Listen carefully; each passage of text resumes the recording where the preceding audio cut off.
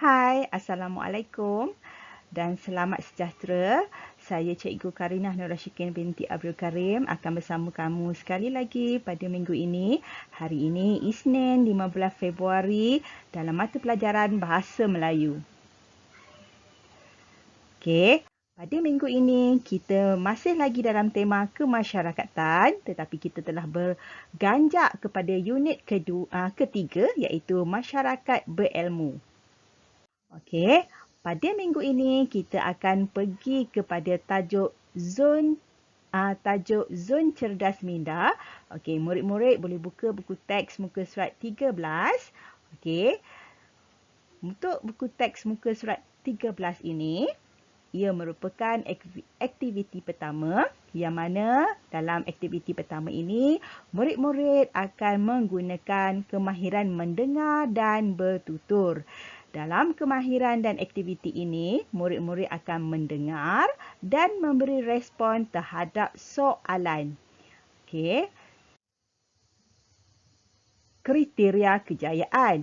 Okey, macam mana kamu dan cikgu akan tahu yang kamu berjaya dalam kemahiran mendengar dan bertutur ini?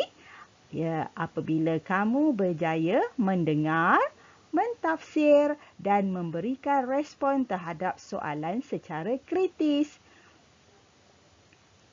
Jom kita mula. Okey, pada muka surat 13, kamu akan dapat lihat teks seperti mana yang ada pada paparan cikgu nyatakan ini. Okey, mari kita baca bersama-sama pengalaman Hadif, gurunya dan 3 orang rakan ketika mengikuti lawatan. Okey, kita baca sama-sama. Okey. Zon cerdas minda. Hadif dan rakan-rakan telah mengikuti lawatan sambil belajar ke perpustakaan negara. Di pintu masuk perpustakaan tersebut terdapat informasi pengguna. Okey, zon kanak-kanak, zon interaktif, zon pembaca dan zon kerja. Okey, murid-murid, di perpustakaan negara terdapat 4 zon. Okey, dan setiap zon tersebut mempunyai informasi dan kemudahan yang berbeza. Okey, tengok betul-betul. Okey, di zon kanak-kanak ada e-buku kanak-kanak. Okey, apa itu e-buku? Okey, e-buku adalah buku secara digital. Okey, ingat lagi tak cikgu pernah hantar satu link rak buku maya untuk murid-murid buat nilam. Okey, untuk murid-murid buat rekod bacaan nilam yang mana rak buku maya itu mempamerkan beberapa buah buku. Okey, buku itu adalah buku e-buku yang mana buku yang dibaca secara atas talian. Okey, begitu juga yang dikatakan e-surat khabar, e-majalah. Okey. Jadi, pada teks tu kamu akan nampaklah di setiap zon ada kemudahan-kemudahan tertentu. Daripada situ terdapat perbualan di antara cikgu bersama Hadif dan kawan-kawannya. Okey, ini kita dah baca tadi kan? Okey, kita laju sikit. Baik, perbualan di antara Hadif dan gurunya. Okey, cikgu dia bertanya, Hadif, kamu hendak ke bahagian mana? Jadi tengok dekat situ, Hadif menjawab, saya hendak ke bahagian kanak-kanak kerana banyak kemudahan disediakan dan sesuai dengan usia saya. Okey, itu jawapan daripada Hadif. Cikgu dia membalas ujaran daripada Hadif tersebut. Bagus Hadif, murid-murid yang lain ingin ke bahagian mana? Mengapa? Okey, jadi apa yang perlu murid-murid buat? Ialah, okey, jadi cikgu ada sediakan modul latihan pada minggu ini. Okey, daripada modul latihan tersebut, kamu perlu menjawab. Okey, menjawab soalan daripada guru tersebut.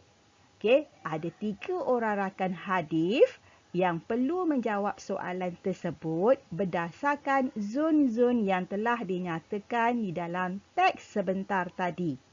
Dan setiap alasan, dan setiap jawapan perlulah disertakan dengan alasan yang kukuh.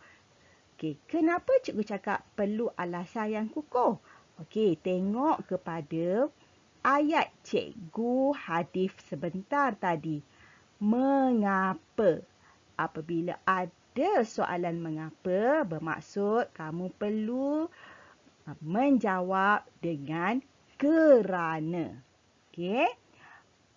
Dan tengok di akhir perbualan tersebut, cikgu dia menyatakan, bagus, kamu memang rajin membaca. Jadi, daripada perbualan itu, kamu perlu tahu jawapan yang dikemukakan oleh rakan-rakan hadis, perlulah sesuai dengan ayat terakhir daripada guru tersebut. Okey? Boleh faham ya? Seterusnya. Okey, ini contoh latihan ataupun inilah latihan aktiviti 1. Nampak tak ada 3 kanak-kanak di sini. Jadi, pada setiap kotak tersebut, kamu perlu tulis jawapan daripada rakan hadis. Rakan hadis, ingat ya? Kamu perlu letakkan sekali jawapan kenapa mereka memilih zon-zon tersebut. Okey, sebaik-baiknya setiap zon tersebut mestilah berbeza. Okey. Dan daripada zon yang berbeza, pastilah ada alasan yang juga berbeza. Okay, kalau kamu pilih zon yang sama je ketiga-tiga, jawapan dia samalah juga nanti alasan dia kan. Okey. Seterusnya, selamat mencuba. Dah tak nampak dah perkataan mencuba terlindung dengan muka cikgu.